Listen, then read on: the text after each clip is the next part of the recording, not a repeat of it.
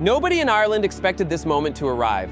For 20 years, the national team lived at the edge of heartbreak, failed qualifiers, last-minute collapses, and generations of players who never touched a World Cup pitch. But then, in the span of just 2 games, everything changed. In Dublin, Troy Parrott scored twice to beat Portugal 2-0. On the same night, Cristiano Ronaldo was sent off in disbelief. And days later, in Budapest, with Ireland seconds away from elimination, Parrott completed one of the most dramatic hat tricks in World Cup qualifying history, a 95th-minute winner that sent an entire nation into the playoffs. 20 years of pain undone by one player in one impossible week. But this story isn't just about qualification, it's about a country that refused to disappear.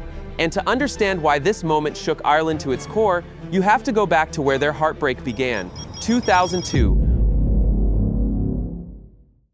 Ireland's last appearance in a World Cup feels like a moment trapped in time. The year was 2002, and the team carried the unmistakable identity of Irish football: courage, discipline, and a level of fight that made even the giants of world football uncomfortable. Managed by Mick McCarthy, Ireland entered the tournament with one of the strongest groups in their modern history: Roy Keane, the heartbeat of Manchester United; Robbie Keane, the instinctive finisher; Damien Duff, electric and fearless; Shay Given, the brick wall, a squad built from Premier League warriors, players who defined an entire generation. They survived the group stage, they faced Spain in the round of 16, and for 120 minutes, Ireland refused to break. They equalized late, they pushed the match to penalties, and the whole country believed this team was about to make history. But football can be cruel in ways that never leave you. A missed penalty, a moment of hesitation, a single decision. And just like that, Ireland were out. What nobody knew that night was that this heartbreak wasn't just an ending, it was the beginning of a 20-year disappearance from the biggest stage in world football. Because after 2002, Ireland fell into a cycle of painful déjà vu, promising starts in qualifiers, a shock defeat that changed everything, games they dominated but couldn't finish, final matches that ended in frustration, campaigns that collapsed in the final week. 5 entire World Cup cycles, 2006, 2010, 2014, 2018, 2022, all ended the same way, with Ireland watching the tournament from home. And what made it worse, some of the greatest Irish players of the modern era never got their World Cup moment. Seamus Coleman, Shane Long, Wes Hoolahan, James McLean, John O'Shea, leaders, fighters, fan favorites, all denied the chance to wear green on football's biggest night. The country felt every year of that drought, every missed qualification deepened the scar. Every new generation carried the weight of those who came before. Irish fans didn't just lose matches, they lost hope, momentum, belief, identity. And yet the love never died. The stadium stayed full, the songs never stopped, because deep down, Ireland always believed their moment would return. They just didn't know that their hope, their entire revival, would come from a young kid from Dublin who grew up in the shadow of that pain. And that kid was Troy Parrott, a name nobody expected to carry a nation until everything depended on him. Before Troy Parrott became the face of Ireland's revival, he was just a kid from Dublin's inner city, chasing the same dream every Irish child has. What made him different wasn't height, speed, or power, it was hunger. At 15, Tottenham saw something rare: his intelligence, his movement, the way he made teammates better. They brought him into one of England's toughest academies, and instead of fast-tracking him, they tested him. Loan spells came early.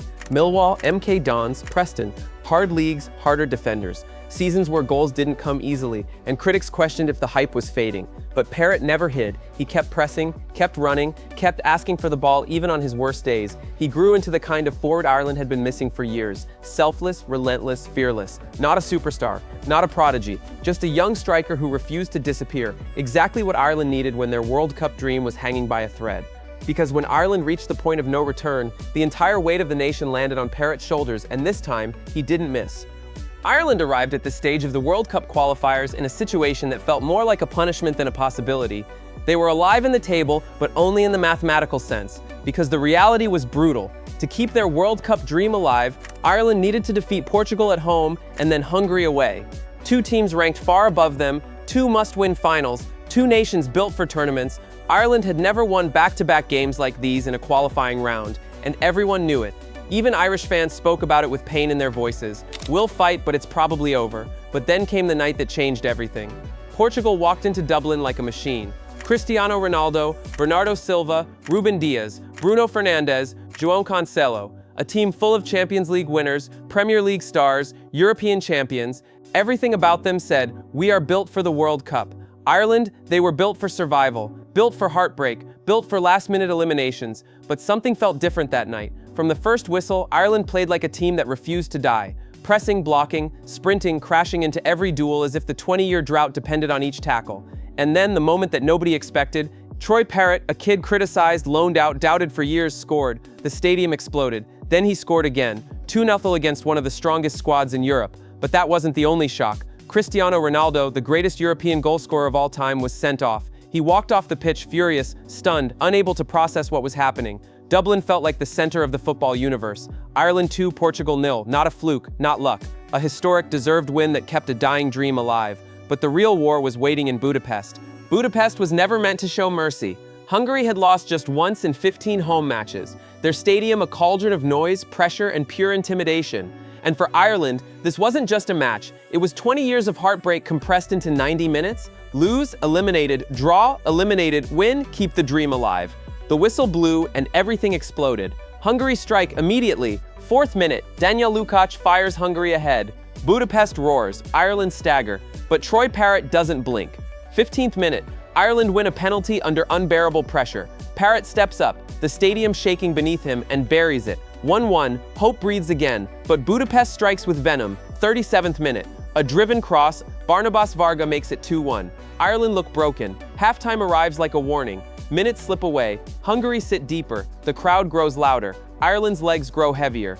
Another draw, another elimination, the story Irish fans know too well. And then, 80th minute, a loose ball, a moment of hesitation. Parrott reacts before anyone else and sends the equalizer into the net. Hungary 2, Ireland 2, they refuse to die. 96th minute, the goal that stopped a nation. The final attack, a long ball by the goalkeeper floats into the box. A flick, a bounce, and boom into the back of the net. Parrott was there, the kid from Dublin, the one loaned out, doubted, dismissed. Ireland 3, Hungary 2, Dominik Szoboszlai, the Hungarian striker, sat down with a disbelief. A hat trick, a miracle, a nation reborn. Players collapse, fans cry. Ireland, after 2 decades of disappointment, are still alive in the World Cup race. But to understand why that moment broke the country emotionally, you need to meet the fans who never stopped believing, who refused to walk away through all these years of pain. For 20 years, Ireland suffered every kind of heartbreak, last-minute eliminations, missed penalties, and entire generations who never saw a World Cup. But no matter how painful it got, the fans never disappeared. They filled every stadium, they sang through every setback. Even when qualification looked impossible, the belief never died. The Green Army in Budapest, Hungary expected a small away crowd. Instead, thousands of Irish supporters arrived in full voice. Hungary roared, but Ireland roared louder. And when Parrott scored in the 96th minute, something snapped loose in the stadium. Men cried, strangers hugged, flags rose, and 20 years of frustration finally broke free. A generation that never stopped believing. Some fans hadn't seen Ireland at a World Cup since they were kids. Some brought children who weren't even born in 2002. Some still carried the memory of Henry's handball, of missed chances, of heartbreaks that defined a generation. But this win wasn't just about a goal, it was about hope returning to a country that had forgotten what it felt like. And now with a new generation rising, Ireland isn't just dreaming, they're becoming dangerous again. Troy Parrott may be the face of Ireland's comeback, but this revival didn't happen because of one player. It happened because a new Irish core finally emerged, stronger, younger, and more complete than anything the country has had in 2 decades. Gavin Bazunu, at just 22, has become one of the best young goalkeepers in the UK. His saves against Portugal and Hungary weren't routine moments, they were the reason Ireland stayed alive. For the first time in years, Ireland has a keeper who wins matches, not just survives them. In defense, Nathan Collins has become the quiet leader the team always lacked. His positioning, calmness, and Premier League-level presence finally brought stability to a backline that spent years collapsing in the final minutes of qualifiers.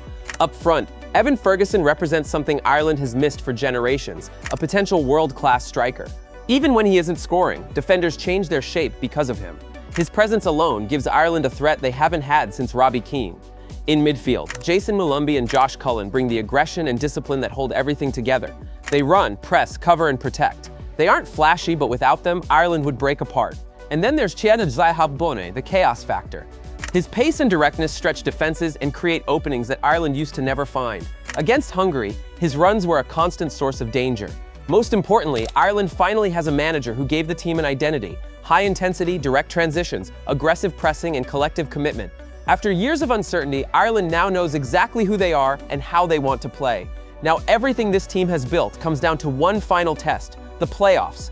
Ireland has waited 20 years for this moment. No more almost. No more heartbreak in the final week. Everything now comes down to the playoffs, two matches that will decide an entire generation's legacy. But this time, Ireland arrives with something they haven't felt since 2002, momentum. They defeated Portugal against all odds. They survived Budapest with a 96th-minute miracle. A young core has emerged, fearless, hungry, battle-ready, and leading them is Troy Parrott, carrying 2 decades of hope on his shoulders. If Ireland qualifies, it won't just be a football achievement, it will be a resurrection. A nation returning to the world stage after 20 long years, and even if they fall short, one truth is undeniable. Ireland is no longer a forgotten underdog. They're a problem, they're rising, and the world is watching. So now the question is simple. Do you believe Ireland can finish the story they've waited 20 years to write? Share your thoughts, every point of view is welcome in the comments below. Thank you for watching, and if you haven't already, please like this video and subscribe for more in-depth football stories.